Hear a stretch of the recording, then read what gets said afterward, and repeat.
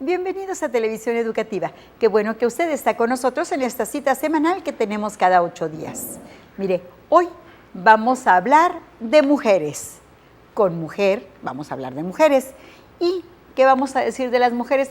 Pues mire, vamos a hablar específicamente de la personalidad de la emperatriz Carlota.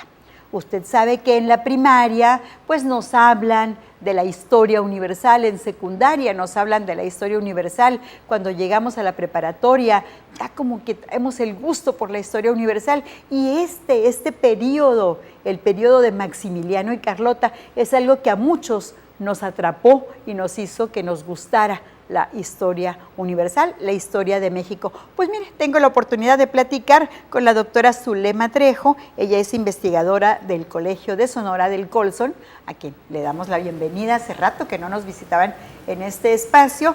Pues bienvenida, doctora. Gracias por la invitación, me da mucho gusto estar aquí para hablar de mujeres con mujeres. A mí me fascina el tema de la emperatriz Carlota, creo que es un personaje de la historia de México que se conoce muy poco, a pesar de su gran importancia, y bueno, espero poder conversar a gusto acerca de él. Yo creo que sí, porque pues aquí sí que hay mucha tela de dónde cortar acerca de la personalidad de esa mujer, sí, que fue muy adelantada para su época, ¿no? Muy adelantada, una mujer muy preparada, que dominaba varios idiomas, que había estudiado materias como economía, lo que podría considerarse ciencias políticas para aquel momento, había estudiado leyes, había estudiado matemáticas, geografía, toda la preparación que en ese momento se le daba únicamente a los hombres.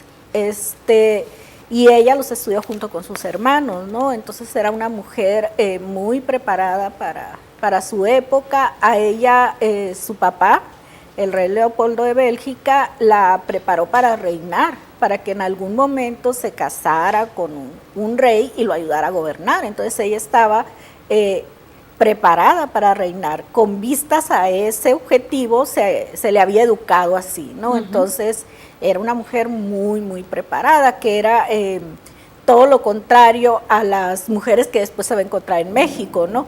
Donde ella se va a quejar en las cartas que le escribe a la emperatriz Eugenia de Francia. Ella se queja de que las mujeres en México no conocían su propia historia. Esta pareja, doctora, perdón que la interrumpa, pero adelante. Esta pareja vienen engañados a México, vienen como a un imperio, pues. En parte sí, a ellos, tú sabes, termina la guerra de reforma, el país queda en bancarrota, endeudado con el extranjero y llega un momento en que Benito Juárez suspende los pagos a la deuda exterior y a partir de ahí ya se viene toda esta cuestión de que llegan las potencias, Inglaterra, Francia y España a cobrar, se llega a arreglo con Inglaterra y España, Francia no acepta el arreglo y se viene la intervención francesa, ¿no? Entonces, para un imperio necesitaban un emperador. Y eligen a Maximiliano por, quién sabe, todavía no se sabe por qué realmente, cuál fue el motivo por qué lo eligen, y a él van una comisión de mexicanos a proponerle que acepte la corona del imperio mexicano. Y en una primera instancia él se niega y dice, yo no puedo aceptar una corona de un pueblo que no me llama. Entonces dice, yo lo puedo aceptar con la condición de que el pueblo de México me llame. Entonces lo que hacen acá, celebran unas aparentes plebiscitos, e inventan actas. Vean nomás. Y se los llevan a Miramar, y cajas y cajas, y le dicen, mira, aquí están las actas de todo el pueblo de México que pide que tú vayas, ¿no? Entonces, él las ve no conoce México, no sabe cómo son los mexicanos. Entonces él dice, sí, aquí están ya todas las pruebas de que los mexicanos me desean como emperador, ¿no? Entonces, dicho de otra forma, las bases se encapricharon para que él sí, viniera. Para pues. que él viniera. Entonces, si hubo un engaño, ¿no? Pues sí, en parte sí, ¿no? Porque él pidió que le comprobaran y pues le llevaron las actas, ¿no? Que fueran verdaderas las actas, esa ya era otra cosa, ¿no? ¿Cuál es la diferencia en jerarquías entre un emperador y un rey? El emperador tiene el rango más alto en la jerarquía de las noblezas, ¿no? Generalmente el emperador gobierna sobre territorios supranacionales, es decir, que son diferentes naciones, diferentes territorios con diferentes costumbres que tienen sus propias leyes, su propia legislación, pero a los que los une el emperador, ¿no? El imperio. Entonces, ¿por qué llaman imperio aquí en México primero a Iturbide y luego después el segundo imperio con Maximiliano? Se debe, en primer lugar, con Agustín de Iturbide se debe a la extensión, esa es mi opinión, a la extensión del país y al hecho de que estaba compuesto desde la colonia por diversos reinos, aunque a nosotros nos parezca así medio raro. Estaba el virreinato de la Nueva España, que no abarcaba todo lo que hoy es México. Luego estaba el reino de la Nueva Galicia, que es todo lo que sería Guadalajara, etcétera. Estaba también el nuevo reino de León, que es Monterrey y un poco más de esa parte. Entonces, yo creo que en parte por eso se nombra imperio, ¿no? Porque se vienen a conjuntar en lo que va a ser la monarquía mexicana, todos estos que eran virreinatos y reinos, ¿no? Que realmente nunca fueron autónomos, pero bueno, tenían el nombre, ¿no? La categoría. Entonces, se centraba el imperio, pero de allí, ¿qué eran la siguiente jerarquía en los que ahora conocemos como estados? Los reinos. Los reinos. Los reinos, sí, que a la cabeza de los reinos están los reyes. Ajá. Y después pues ya vienen, por ejemplo, eso se veía mucho en Italia en el siglo XIX, lo cual es muy importante para la historia de Maximiliano y Carlota. En Italia había diferentes reinos y principados, ¿no? Entonces había un virreinato de Lombardía y Venecia, que pertenecía a Austria. Maximiliano era austriaco, Carlota era belga, y cuando se casan los mandan como virreyes a Lombardía y Venecia. Y ahí es donde, digamos, es como el laboratorio de ellos, donde empiezan a poner en prácticas las medidas y políticas liberales que después van a traer a México, ¿no? Y que curiosamente en México les van a ocasionar la oposición de los conservadores, ¿no? Entonces, en algunos sentidos, Maximiliano y Carlota eran tan o más liberales que Juárez, ¿no? Se da esa paradoja. Y qué curioso, porque en aquel momento el pueblo pues estaba despertando a un nuevo amanecer. Entonces, Juárez pues acababa, ¿no? de vencer, acababa de entrar. Sí, en términos cronológicos sí acababan de vencer a los conservadores justamente, ¿no? Y luego viene esta intervención francesa, viene este imperio y viene estos emperadores que quieren gobernar de forma constitucional, de forma liberal, y se enemistan con los mismos que los trajeron, porque ellos querían una vuelta al conservadurismo, digamos, ortodoxo, ¿no? Donde prevaleciera la iglesia, recuperara sus posesiones, y que en muchos sentidos volvieran a lo que había sido el régimen colonial, ¿no? Digamos. Y Carlota, por ejemplo, ella fue la encargada de negociar con el enviado del Vaticano la cuestión de las leyes de reforma. la ley de nacionalización de bienes del clero y la ley de secularización de bienes del clero. Esto me imagino que no fue muy bien visto, porque no, en aquellos tiempos una mujer, ¿cómo? Sí. Entonces, ella se ofrece a negociar con el nuncio, se le llamaba el embajador del Vaticano, y no cede. Ella no cede, dice, no se van a dar para atrás las leyes de reforma, el clero tiene que renunciar a todas las propiedades que tenía y no podemos dar marcha atrás, ¿no? Entonces, eso va a provocar que casi se rompan las relaciones entre el Vaticano y el Segundo Imperio Mexicano, ¿no? ¿Y Carlota se imponía a la voluntad de su esposo o él la dejaba hacer? Porque pues también suena raro que un hombre le diera en esa época tanta libertad de acción a la compañera. Sí, Carlota tiene poderes constitucionales, digamos, lo que se diría ahora, porque en el Estatuto Provisional del Imperio, en su segundo artículo, se le nombra regente del reino para en caso de que el emperador no esté en la capital o esté incapacitado. Eso no es raro.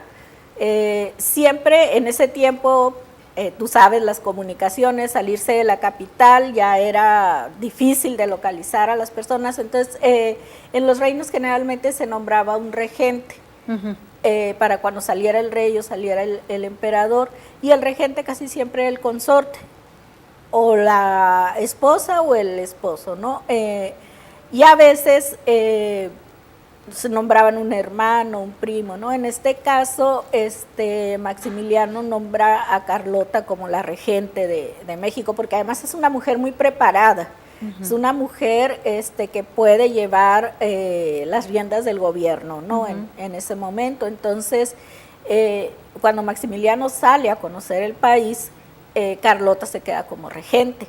Y es ella la que lleva a cabo esas negociaciones, es ella la que promulga muchas leyes, y es ella la que preside los consejos de Estado, ¿no? Entonces, hay libros de gente que viajó a México en la época del Segundo Imperio, donde dicen que eran más difíciles los consejos de Estado que presidía Carlota que los que presidía Maximiliano, porque Maximiliano era más influenciable, batallaban menos para convencerlo, y Carlota era más inflexible y le tenían que argumentar muy bien las cosas para poderla convencer, ¿no? Y además me imagino la reticencia del sexo opuesto, claro, en estas reuniones, como una mujer. Como una mujer está presidiéndolos y les está ordenando y los está cuestionando, ¿no? Acerca de lo que están haciendo. O sea que no todo era vida y dulzura en el reinado de Carlota, pero aún así se impone y impone algunas cosas de las que vamos a hablar ahorita que regresemos. Okay, hacemos una pausa.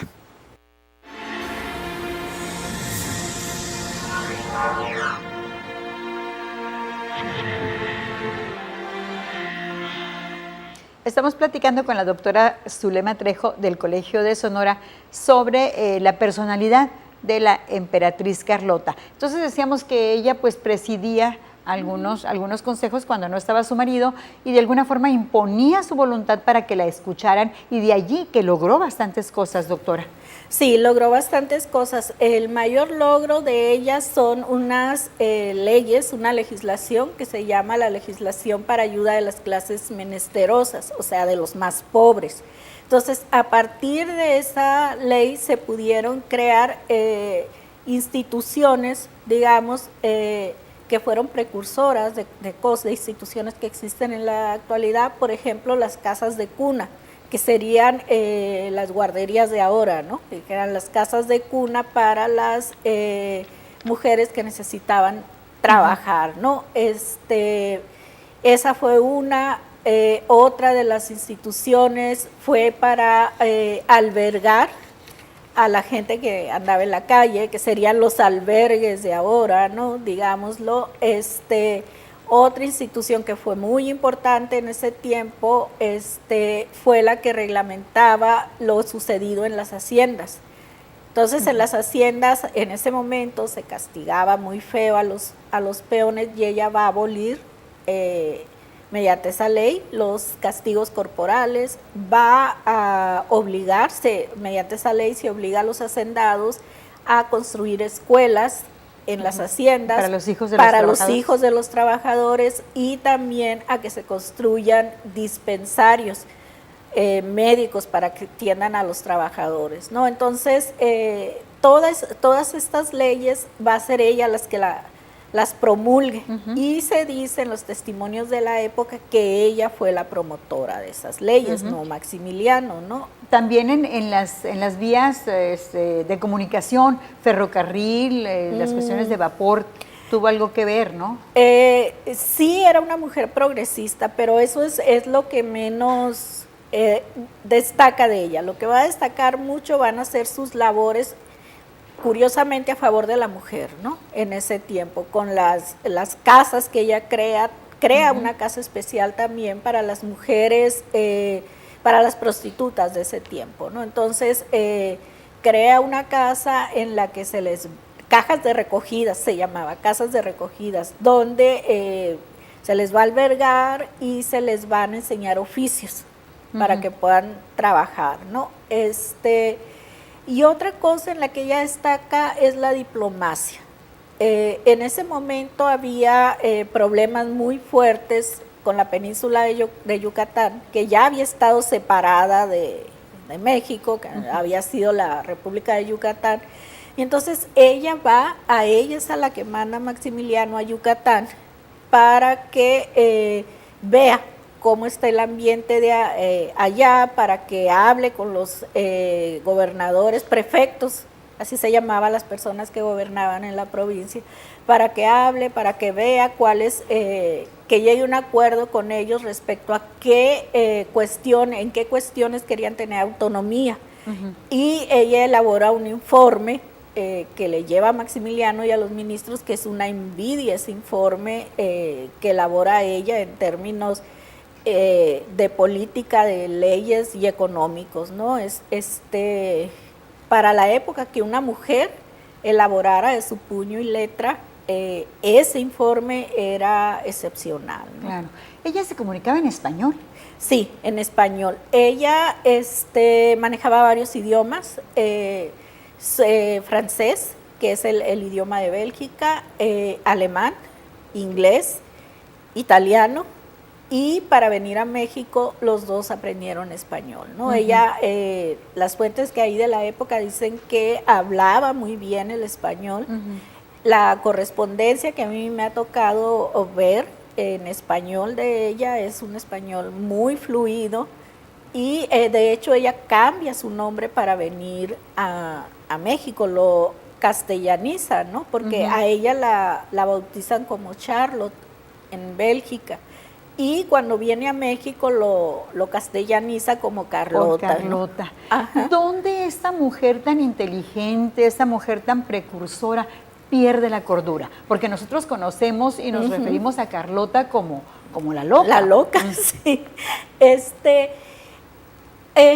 Hay documentación que dice que ella de pequeña mostraba periodos de melancolía, es decir, periodos depresivos, diríamos ahora, ¿no? Que tuvo desde pequeña estos periodos depresivos, que posteriormente se van agravando, ¿no? Tiene periodos depresivos cada vez más seguidos, no profundos, pero seguidos, y se le van acumulando situaciones estresantes, ¿no? Por ejemplo, está el hecho de que no puede tener hijos, solamente quedó embarazada en una ocasión, según las fuentes, y sufrió un aborto, y al parecer a raíz de ese aborto ya no pudo tener hijos, ¿no? Entonces, cuando llega a México como emperatriz, su primera obligación era tener hijos para asegurar la dinastía en México. Entonces, eso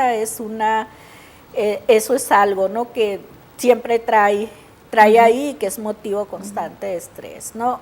Otra cuestión es que cada vez ella va cargando más el peso del imperio que Maximiliano. Maximiliano se va por el terreno militar Carlota con la administración y la economía. Era ¿no? la estratega, Carlota. Digamos que es una mujer muy preparada, es una mujer muy diplomática, que pese a lo progresista que sea, no puede ingerir en el ámbito de lo militar, que en ese momento, durante todo el imperio, lo que prevalece es lo militar, porque están ocupando un país.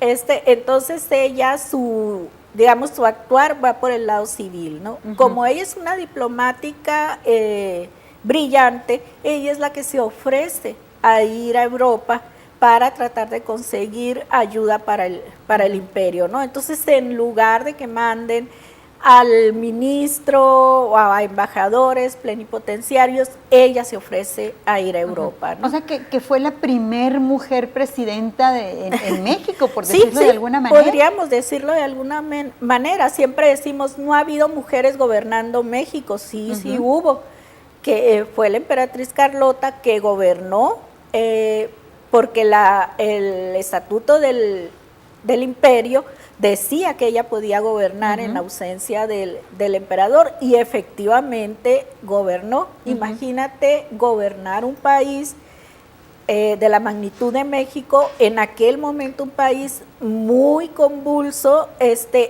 y queda en las manos de una mujer de 23 años, ¿no? Eso es a mí lo que me llamó la atención de Carlota, ¿no? 23 años y gobierna México. Muy, muy joven. Muy joven. Pero era una mujer que adoraba a su marido. Era una,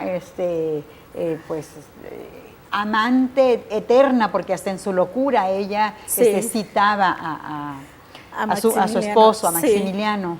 Sí, de hecho, como te comentaba ahorita, ya la prepararon para reinar, ¿no? Entonces, su familia estaba arreglando un matrimonio con el rey de Portugal, y en ese momento Maximiliano llega de visita a Bélgica, y ahí se acaba para Carlota. Dice que ella no se va a casar con otro que no sea Maximiliano, ¿no? Entonces hay oposición porque no va a ocupar ningún lugar como reina, ¿no? Entonces ella dice, no, o me caso con Maximiliano o no me caso. Y ella se casa con él y lo acompaña por todas partes, ¿no? Muchos historiadores dicen, Carlota dominaba a Maximiliano. Yo creo que no fue así, ¿no? Yo creo que los dos eran complemento, era una pareja que se complementaba, pero ella sí, ¿no? O sea, siempre hizo lo posible. Le correspondía entonces Maximiliano con ese amor, porque pues en aquellos tiempos también era como que más permisivo. Pues. Ajá. No, fíjate, hay una historia una biografía muy bien documentada de Maximiliano, donde dice que a él lo que lo llevó a casarse con Carlota era su dote, o sea, el dinero que él iba a recibir. El interés, el dinero que él iba a recibir por casarse con ella, porque él estaba construyendo el Palacio de Miramar y necesitaba ese dinero, ¿no? Entonces, de parte de ella sí fue amor, de parte de él fue interés, ¿no? Lo dice esta biografía, que está súper bien hecha, bien documentada, donde te presenta las cuentas de la dote que le dan a él y cómo ese dinero va siendo invertido en la construcción de Miramar, ¿no? Entonces, sí, cada vez que Carlota tiene periodos de lucidez en los 60 años que dura viva y loca, siempre está presente Maximiliano, ¿no? Vivió 60 años, ¿cómo muere? Ella muere por deterioro de la salud, ya muere de manera natural. De manera natural. Ella muere de manera natural. Ella muere en 1927, en Bélgica, y su entierro, a ella la entierran con la bandera del Imperio Mexicano, cubierto su féretro, y el féretro es transportado por unos soldados belgas que habían participado durante el Segundo Imperio. ¿Ella supo de la muerte de Maximiliano? ¿Se dio cuenta en su locura? ¿Tuvo un momento de lucidez para darse cuenta? Sí, ella se da cuenta. A ella le informan de la muerte de Maximiliano, está en sus momentos de lucidez, entiende que Maximiliano está muerto y bueno, algunas fuentes dicen que en ese momento lloró mucho, otras fuentes dicen que se quedó en shock por varios días y posteriormente vino esta parte del duelo, del llanto, ¿no? Pero las cartas que le dedica son preciosas. Preciosas las cartas, sí, son unas cartas preciosas las que le dedica e incluso en sus momentos de lucidez sigue escribiéndole, ¿no? Creo que ese sentimiento de Carlota y Maximiliano, Fernando del Paso lo captó súper bien en su novela.